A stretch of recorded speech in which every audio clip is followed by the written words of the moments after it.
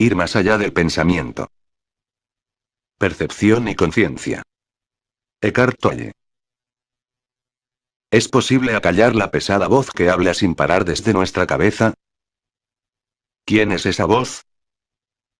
¿Es posible ir más allá del pensamiento? Estas preguntas acecharon a Eckhart Tolle durante un tiempo. El ruido de su mente fue en aumento hasta que en medio de la angustia y la ansiedad su mente colapsó. La voz mental se calló y sus pensamientos dejaron de hacerle sufrir. Los espacios de silencio entre pensamientos aumentaron y la paz y la quietud se instalaron en su vida. De repente, como un fogonazo, alcanzó el estado que los monjes zen persiguen durante décadas en los monasterios y muy pocos alcanzan. A raíz de esta experiencia abandonó su puesto de investigador en la Universidad de Cambridge y se dedicó a dar seminarios por el mundo, hablando de la importancia de hacernos dueños de nuestros pensamientos, que nos han poseído, y de vivir el momento presente, porque es lo único que existe. En persona transmite autenticidad y sus charlas son un viaje hasta el momento presente, ese lugar que se aloja entre dos pensamientos.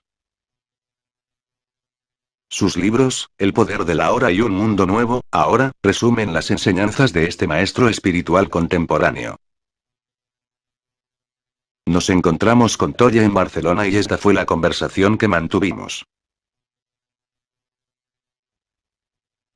Has hecho una descripción muy acertada del ego. ¿Cómo alcanzaste tal claridad? Todo empezó una noche cuando experimenté una especie de transformación de la conciencia.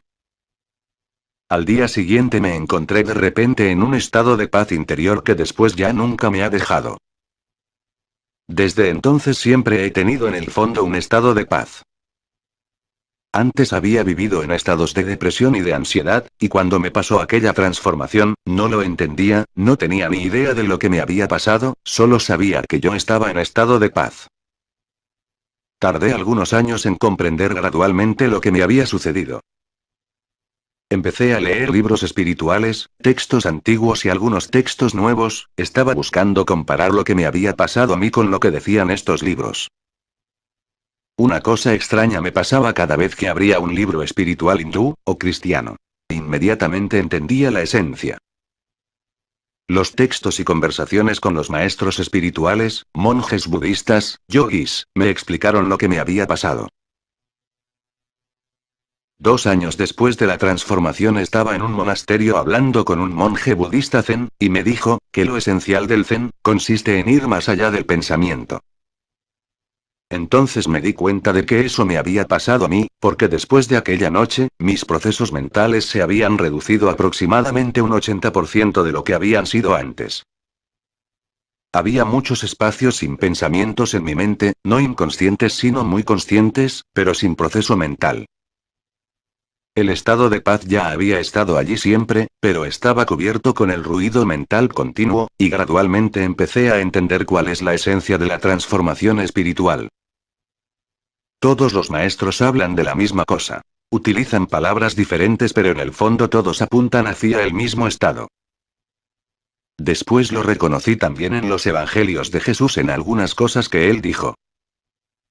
Yo sabía que detrás de aquellas palabras había alguien que lo sabía también.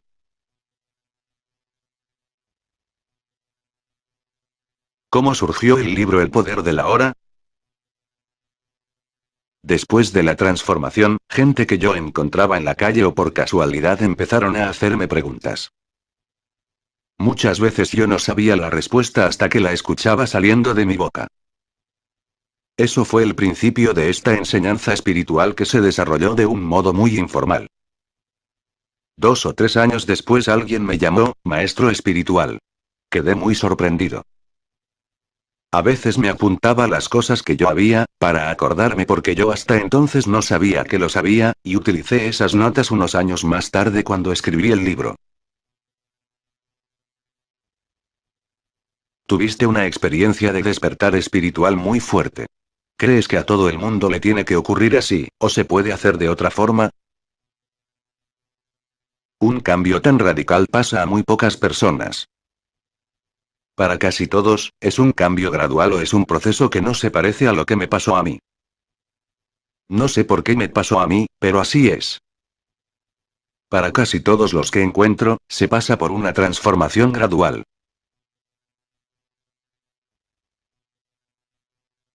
Cuando te preguntas, ¿por qué me ha pasado a mí? ¿Tienes alguna intuición de la respuesta? Yo sé que el sufrimiento ha sido una parte muy importante de mi despertar. Sin el sufrimiento emocional y mental, esa transformación no hubiera ocurrido. Eso fue fundamental. Pero nunca me hago la pregunta de por qué me ha pasado a mí. Lo veo de otro modo, no es que algo me haya pasado a mí, sino que mi yo se ha hecho casi transparente. Entonces algo que ha estado siempre más allá del yo, un poder mucho más grande, empezó a surgir. Ahora que vendes millones de libros y das conferencias ante grandes audiencias, supongo que mucha gente te idealizará. ¿Cómo llevas eso?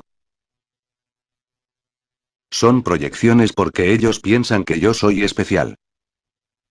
Pero todo el poder de la enseñanza espiritual, viene a través de esta forma que soy, por la simple razón de que yo sé que yo no soy nadie especial. Mucha gente identifica el poder del espíritu que viene a través de la forma, con la forma, y es muy importante no aceptar esas proyecciones. Yo soy muy consciente de esas proyecciones y no las acepto, pienso que son ilusiones. En el momento que yo piense que yo soy muy especial, me identificaría otra vez con un pensamiento condicionado. Yo sé que les ha pasado a algunos maestros espirituales. El peligro es mayor si vives en un ashram rodeado de discípulos, y nunca tienes contacto con otras personas. Después de algunos años empiezas a creer que eres lo que ellos creen que eres, lo he visto en algunas personas, y vuelve el ego. Hablas de ir más allá del pensamiento. Para personas que estamos acostumbrados a estar casi siempre identificados con el pensamiento, ¿cómo podemos imaginar ese otro escenario que propones? No hace falta imaginarlo. Casi todos son capaces de experimentar aunque sea por un momento muy pequeño, lo que significa estar sin pensamiento, y al mismo tiempo ser plenamente consciente. La mayoría de la gente no se da cuenta de que incluso en un día normal, siempre hay intervalos muy pequeños entre dos pensamientos en algunos momentos. Las personas que no tienen esos intervalos están muy enfermas psicológicamente, pero si todavía en tu vida existe de vez en cuando la alegría del ser o el amor, la comprensión o la belleza, si respondes interiormente a algo que es bello, eso significa que hay esos intervalos porque es allí donde surgen. Los pensamientos no pueden reconocer lo profundo que es algo bello. El amor o la compasión no vienen a través de los pensamientos, vienen de una dimensión más profunda, y la gente que no tiene acceso a esa dimensión, nunca experimenta la belleza, amor, compasión o una alegría más profunda del ser.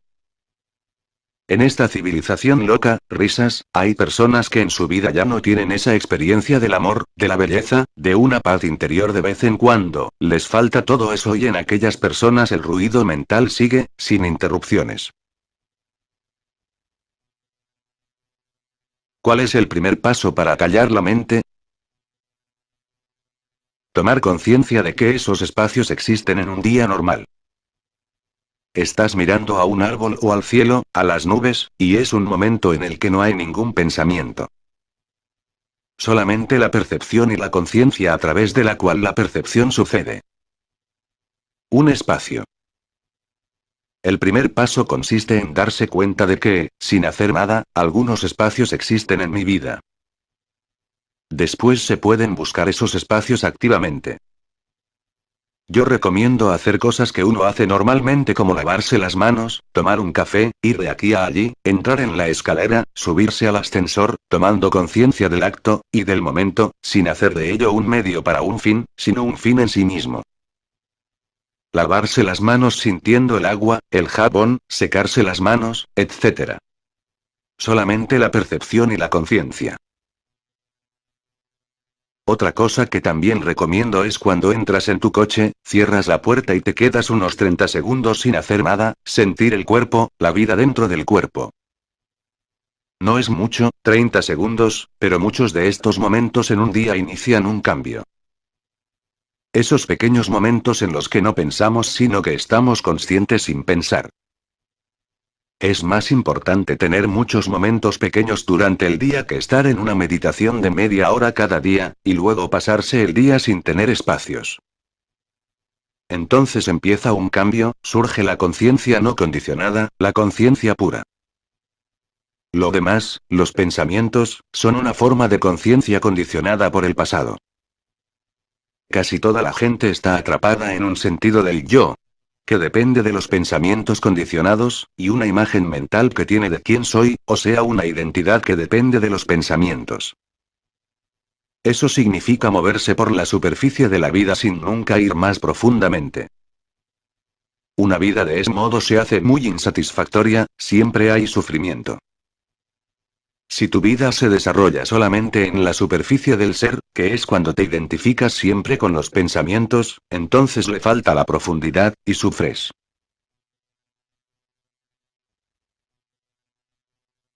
Si no soy los pensamientos, ¿quién soy yo?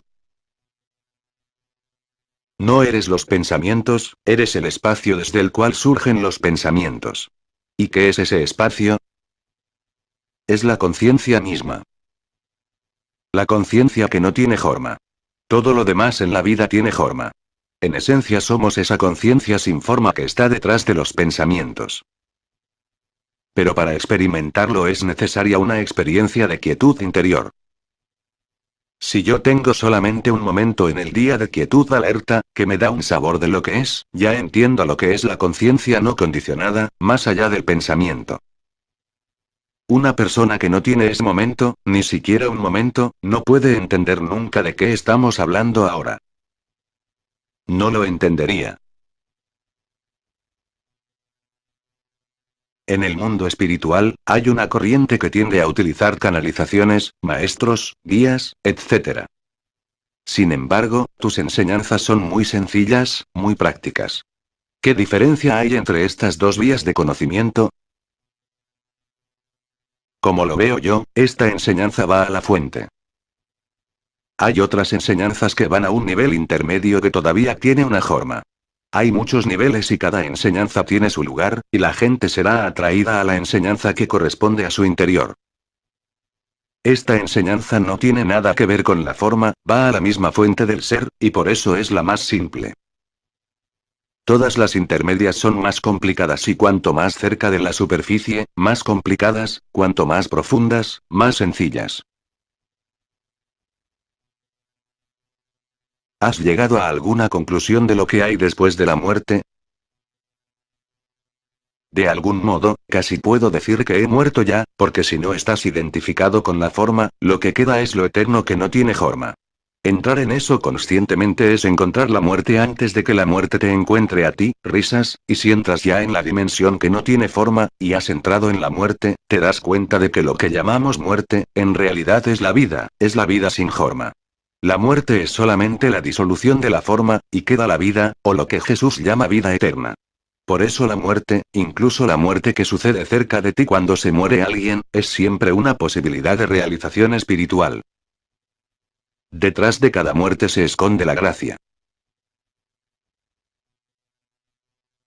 Entonces, ¿para qué estamos aquí? Estamos aquí para que la conciencia pueda florecer a través de esta forma, y entrar en el mundo de las formas para transformarlo. El propósito de la vida, en lo profundo, es ser como una puerta para la dimensión sin forma, que entonces entra en el mundo de las formas y convierte el mundo en algo que ya no es hostil. En el libro Un Mundo Nuevo Ahora, estableces una relación entre lo que está sucediendo en el mundo a nivel de catástrofes climáticas, etc., con el estado de conciencia de los seres humanos. ¿Podrías desarrollar un poco esa idea? Lo que uno experimenta como la vida exterior, las situaciones que uno encuentra, las cosas que pasan, las relaciones que tiene, es decir, el modo en que la persona experimenta la vida, es siempre un reflejo de su conciencia, de su estado interior, del estado de la mente. Si una persona, por ejemplo, siempre está rodeada de personas violentas, en cada situación encuentra violencia, significa que hay algo dentro que es una fuerza violenta, agresiva. Son inconscientes de esta situación, y una persona completamente inconsciente, experimenta su propio estado como cosas que le pasan desde el mundo exterior. Si una persona así se hace consciente, de repente sería capaz de ver que dentro suyo existe violencia emocional o mental, entonces empieza la transformación.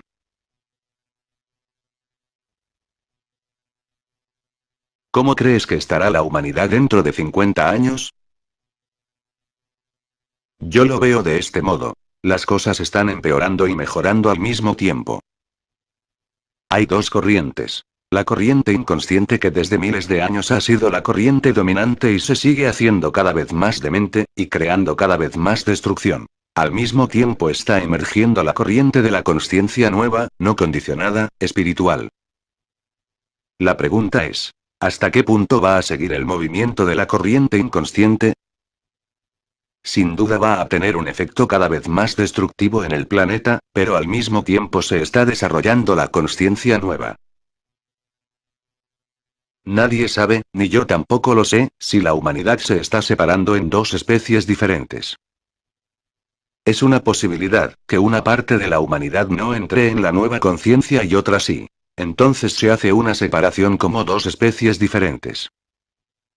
Otra posibilidad es que al mismo tiempo que hay cada vez más destrucción, la conciencia que está despertando llegue a un punto crítico y cuando lo alcance, los inconscientes se vean arrastrados a la conciencia también.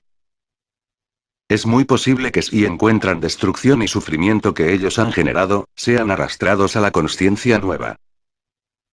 Yo veo esas dos posibilidades, pero como no soy clarividente, no sé lo que va a pasar. Aunque no creo que la vieja conciencia destructiva vaya a ser la dominante, porque cada vez hay más gente que está despertando. ¿Crees que existe un plan para la evolución de la conciencia, o es algo que se va definiendo sobre la marcha? Las dos cosas. Hay una meta hacia dónde va el universo. Hay un impulso evolutivo y está yendo hacia un punto. En ese sentido creo que hay un plan, pero todos los detalles se desarrollan espontáneamente. Hay un plan muy grande que nunca nadie sería capaz de entender a través del pensamiento. A veces yo siento lo que es, pero nunca podría expresarlo. ¿Cómo es un día ordinario en tu vida? Muy simple. Yo pienso relativamente poco. En la vida diaria, si estoy con una persona, la escucho hasta que las palabras surjan, o si estoy en la calle comprando, también tengo pocos pensamientos y reacciones. Las situaciones son como son. La vida es muy simple. Muy pocas veces pienso en el pasado, y la atención está en la simplicidad. El momento presente siempre es bastante simple porque es solamente eso. La consciencia está en la simplicidad del momento presente. Hay paz incluso si algo no va bien. No llevo encima una identidad. Por ejemplo, en la enseñanza espiritual, la gente me llama maestro espiritual, y ellos piensan que es mi identidad, pero yo lo veo simplemente como una función. Cuando estoy con un grupo de personas y estoy hablando, entonces soy el maestro espiritual, pero en el momento en que salgo de la sala, dejo de ser el maestro espiritual inmediatamente y solamente hay una conciencia abierta, que no lleva una imagen de quién soy. Porque cada imagen que llevas te va a conducir al sufrimiento. Voy por la calle sin ser nadie en particular, simplemente un espacio consciente. Das un paseo no como una persona sino como un espacio consciente, o estás tomando un café no como una persona, pensando en tu historia personal, simplemente como un espacio consciente, sin llevar las constantes definiciones de quién soy, o hablándome de mi vida con esa voz interior que me cuenta cosas de mi vida. No estoy contento con mi vida, o cosas así que son cuentos, pensamientos. Risas. Estas complicaciones, afortunadamente, no las tengo. Risas. Es curioso que tu nombre Eckhart sea el mismo que el de un místico alemán de la Edad Media llamado Meister Eckhart. ¿Coincidencia? El nombre que me pusieron al nacer no era Eckhart. Durante un tiempo soñaba con unos libros. Sabía que yo había escrito esos libros, pero cuando los miraba tenían escritos en la portada el nombre de Eckhart, pero a pesar de eso sabía que yo había escrito estos libros. Unos días más tarde estaba andando por la calle, y un amigo me saludó y me llamó Eckhart. Entonces me dijo, no sé, es la palabra que me ha salido de la boca. Esto sucedió en la época de mi transformación espiritual, y mi nombre antiguo ya no tenía vida. Fue la señal de que era el tiempo de cambiar, la vida me dio esas dos señales para hacerlo.